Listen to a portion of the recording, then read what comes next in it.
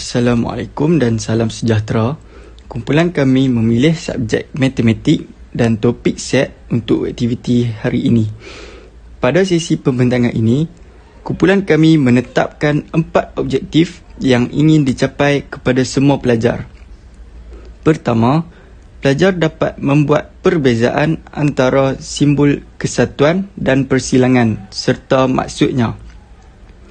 Kedua, pelajar dapat mengenal pasti simbol pelengkap yang membawa maksud selain daripada. Seterusnya, pelajar boleh mengenal pasti tempat lorekan dengan tepat berdasarkan kaedah set yang akan diajar.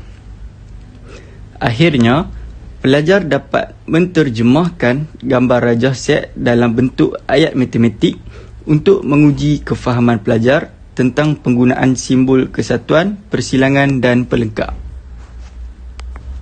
Set kita sangat senang untuk kita ingat. Yang pertama adalah simbol berbentuk macam ni. Okey, yang kedua adalah simbol berbentuk macam ni. Yang ketiga, simbol macam ni. Okey. Untuk yang ni, kita dipanggil senang untuk ingat kan? Kita hanya ingat, dia hanya perlu gabung. Ataupun kita senang kata, kita tambah je. Okay, kita tambah je. Yang ni pula, kita ambil yang mana sama sahaja. Okay? Yang ni dipanggil sebagai pelengkap. Selalunya pelengkap ni kita guna untuk mengambil nombor selain daripada pelengkap ini. Assalamualaikum. Hari ini saya akan terangkan cara untuk buat soalan lorekkan gambar rajah fan.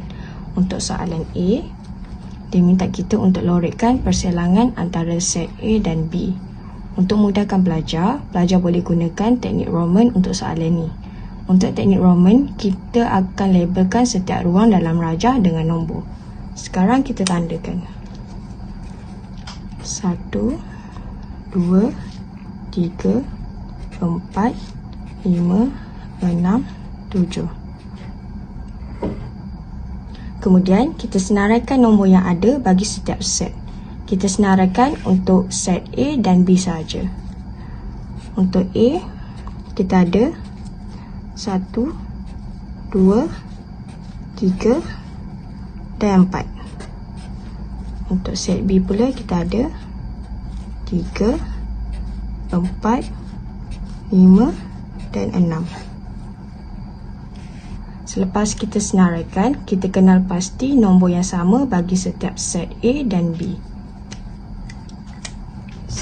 Nombor yang sama dalam set A dan set B ialah 3 dan juga 4.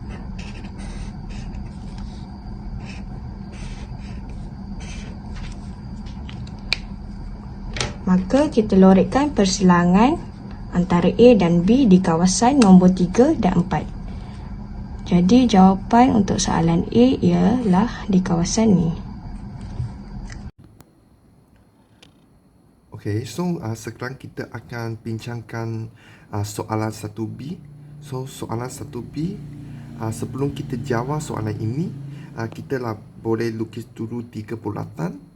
Sebab soalan kita ada 3 huruf, iaitu A, B dan C.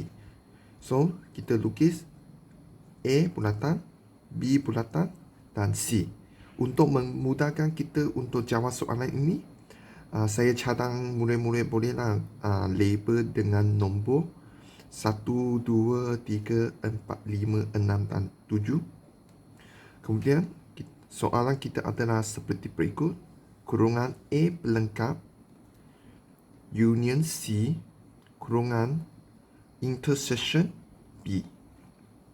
Disebabkan soalan ini ada kurungan, ikut rule matematik kita kena buat dulu kurungan. So, kita buat dulu bahagian depan. A pelengkap maksudnya A dikecualikan. Kita tidak akan tengok nombor yang dalam bulatan A. So, kita listkan supaya lebih jelas. A sama dengan So, nombor kecuali bulatan A. So, kita ada nombor 3, 6, 7. Okey, kemudian untuk bulatan C pula. C, kita listkan. 4, 5, 6, 7. Okey, kemudian kita tengok simbol yang dia beri. Dia simbol yang dia beri macam U. Okey. Dalam BI kita panggil union. Atau dalam bahasa Melayu kita panggil kesatuan. Atau dalam bahasa muda kita kata gabung. Apa maksud gabung? Okey, so gabungnya maksudnya kita akan gabungkan nombor yang kita dah list out tadi. So, adalah 3, 4, 5, 6 dan 7. Okey, selesai buat bahagian tepat. So, kita tengok bahagian belakang pula. So, adalah huruf B. So, B ada nombor 2, 3, 5 dan 6. Kita listkan. 2, 6. Kemudian kita akan tengok huruf dia. Huruf dia macam sedih. Okey, maksudnya intersection. Atau dalam bahasa Melayu kita panggil bersilangan. Dalam bahasa muda kita panggil sama. Apa maksud sama? Samanya maksud kita akan tengok nombor yang sama, kita akan list out sahaja. So macam ni, 3 ada, 5 ada, 6 ada. So kita akan list out 3, 5, 6. So ini jawapan akhir kita. So kemudian bolehlah kita lorekkan 3, 5, 6. So, jawapan akhir adalah seperti berikut.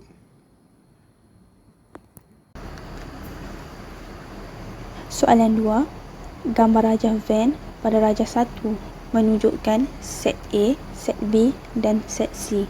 Set semesta sama dengan A kesatuan B kesatuan C.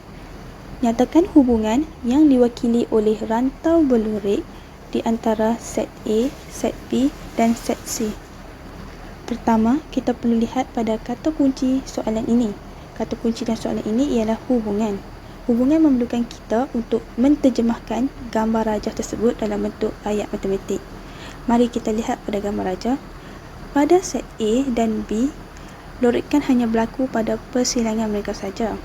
Seperti yang kita belajar, simbol persilangan berbentuk U terbalik. Oleh itu, hubungan antara set A dan set B ialah A persilangan B. Bagi set C pula, semua rajah di lorek menunjukkan berlaku kesatuan. Simbol kesatuan berbentuk U. Oleh itu, hubungan set C ialah kesatuan C. Maka, hubungan yang diwakili oleh rantau berlorek di antara set A, B dan C ialah A persilangan B dan kesatuan C.